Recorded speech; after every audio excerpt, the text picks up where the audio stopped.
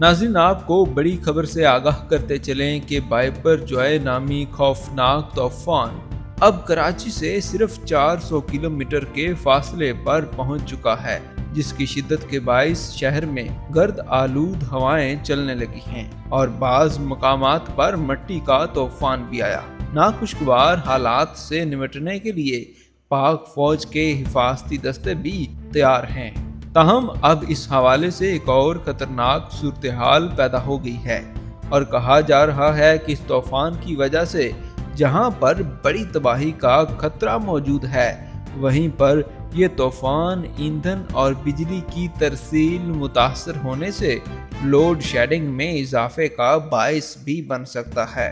Senior अहलकार के मुताबिक तूफान के पेश नज़र पीर के रोज LNG cargo 100 MMC FD terminal 1 से नहीं जा सका।